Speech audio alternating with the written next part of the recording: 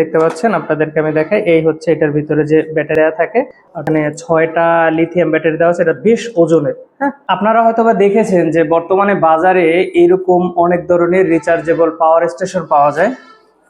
তো আমরাও এই রিচার্জেবল পাওয়ার স্টেশনটা নিয়ে আসছি, এবং আমাদের যে পাওয়ার স্টেশনটা আছে এটা কিন্তু অন্যদের থেকে অনেকটাই আলাদা।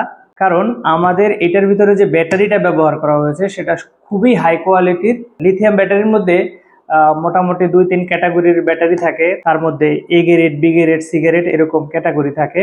তো আমাদের এটার মধ্যে যে ব্যাটারিটা ব্যবহার করা হয়েছে সেটা হচ্ছে এ গ্রেডের ব্যাটারি। এটার চার্জিং সাইকেল হচ্ছে প্রায় 4000-এর উপরে। অন্যদের যে এই পাওয়ার স্টেশনগুলো আছে, পাওয়ার স্টেশনগুলোর মধ্যে এইরকম ব্যাটারি দেওয়া থাকে, মানে হচ্ছে পাউডার ব্যাটারি দেওয়া থাকে। এটার ক্যাপাসিটিও খুব কম। যে ব্যাটারির ধারণ ক্ষমতা এটা হচ্ছে 10,000 মিলি এম্পিয়ারের। তো আজকে আমরা এটা আনবক্সিং করবো, এটা খুলবো এবং এটার ভিতরে খুলেও দেখবো যে আসলে এটার ভিতরে কি দেওয়া আছে। চলেন আমরা এটাকে খুলে দেখি এটার মধ্যে কি কি আছে। টোটালটা পোস্টমর্টম করবো, আমরা এটাকে দেখবো যে এটার মধ্যে কি কি আছে।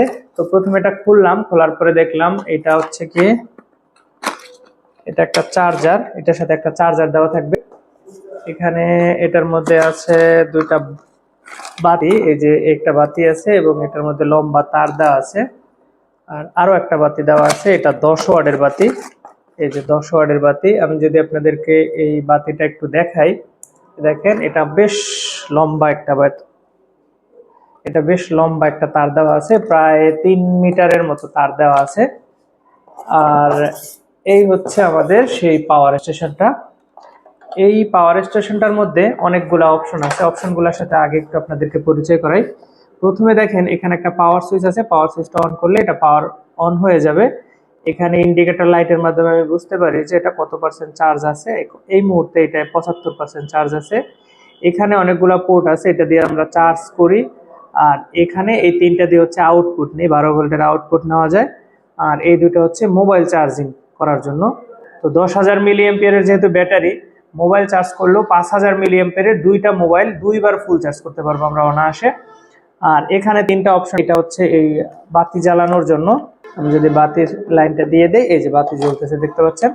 আমি যদি আরো একটা বাতি জ্বালাই, আর বাতি লাগাই দিলাম, এই যে 2টা বাতি একসাথে জ্বলতেছে। আবার আমি যদি ফোন চার্জ দেই, এই যে দেখেন, আমি যদি ফোন চার্জ দেই, এখানে ইউএসবি কেবল লাগাই দিলাম এবং এই যে ফোনে যদি চার্জ দেই, দেখেন এই যে ফোনও কিন্তু চার্জ হচ্ছে। ফোনও চার্জ হচ্ছে, 2টা বাতিও জ্বলতেছে। আপনি চাইলে এটা দিয়ে একসাথে অনু রাউটার চালাইতে পারবেন। বাসার যে অনু রাউটারগুলো থাকে সেই রাউটারগুলোও চালাইতে পারবেন এটা দিয়ে। এবং এটা মধ্যে যেহেতু 10,000 মিলি এম্পিয়ারের ব্যাটারি আছে, তো এটা দিয়ে আপনি কিন্তু প্রায় 4-5 ঘন্টা অনু রাউটার চালাইতে পারবেন। এই বাতি দুটা যদি একসাথেও জ্বলে তাও প্রায় 5-6 ঘন্টা চলবে। একটা বাতি জ্বালাইলে প্রায় 7-8 ঘন্টার উপরে জ্বলবে। আর একটা জিনিস একটু দেখাই আপনাদেরকে, সেটা হচ্ছে এটার সামনে কিন্তু আবার আরেকটা বাতি দেওয়া আছে। এই যে দেখেন, এই যে এটা 2টা ভলিউম আছে। প্রথম একবার চাপ দিলে আস্তে জ্বলে, 2বার চাপ দিলে একটু ব্রাইটলি জ্বলে, আবার চাপ দিলে এটা বন্ধ হয়ে যায়। এটা হচ্ছে টর্চ লাইটের হিসাবেও এটা দিয়ে ব্যবহার করতে পারবেন। আমি এটাকে বন্ধ করে দিলাম। তো চলেন এটা আমরা ভিতরে খুলে দেখবো যে এটার ভিতরে আসলে কি দেয়া আছে, কি ব্যাটারি দেয়া আছে। আমি এটাকে খুললাম। আপনাদের কিন্তু এইগুলা খুলে দেখতে পাচ্ছেন, আপনাদেরকে আমি দেখাই। এই হচ্ছে এটার ভিতরে যে ব্যাটারি থাকে, ওখানে 6টা লিথিয়াম ব্যাটারি দেওয়া আছে। এটা বেশ ওজনের। হ্যাঁ, 6টা লিথিয়াম ব্যাটারি দেওয়া আছে এবং এর এক একটা ব্যাটারি 1800 মিলি এম্পিয়ারের। তো 1800 মিলি এম্পিয়ারের যদি এক একটা ব্যাটারি হয়, এটার ভিতরে 6টা 1800 মিলি এম্পিয়ারের ব্যাটারি আছে। হিসাব করলে দেখা যায় মোটমাট প্রায় 10,800 মিলি এম্পিয়ারের ব্যাটারি হয়।